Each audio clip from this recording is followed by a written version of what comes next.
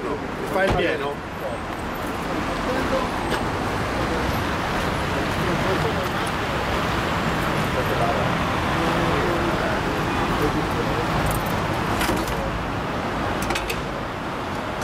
Gasolio?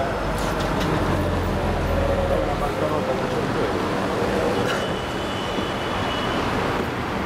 Mi sembra uguale.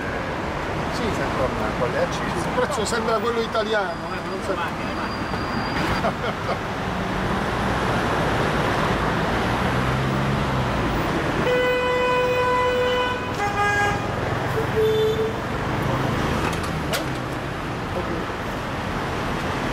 Quant'è?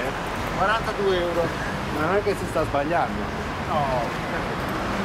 E le accise non me le toglie? Lei ha detto che non si pagano le accise. Le accise sui carburanti da questa Abbiamo fatto una petizione per quanto riguarda. No, ma lei ha detto da oggi non si pagano le accise sui carburanti, nello spot. Sì, sì. Questo è venuto apposta qui per fare attenzione. Da oggi da oggi non si pagano le accise, quindi costa la metà. Sì. Qui io la pago la metà.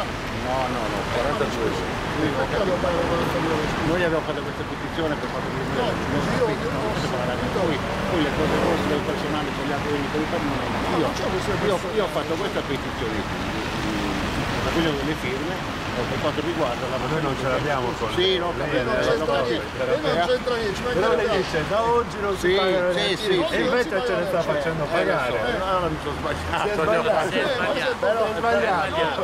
No, Non è colpa siccome la sua. ma il cliente lo sa che da oggi non si paga.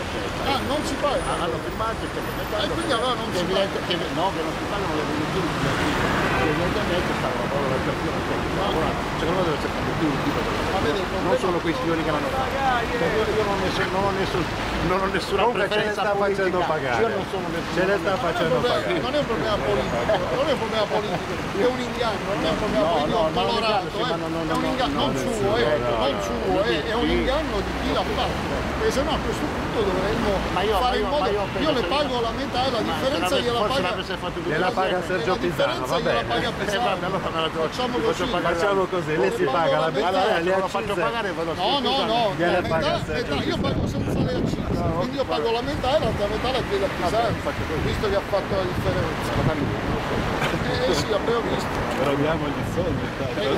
io sono un operatore che purtroppo No, ma lei non mi c'entra- attendo quello che è sulla colonnina. Ma lei non c'entra niente, però dico, bisogna stare attenti a quello che si dice. Certo. Questo viene trasmesso.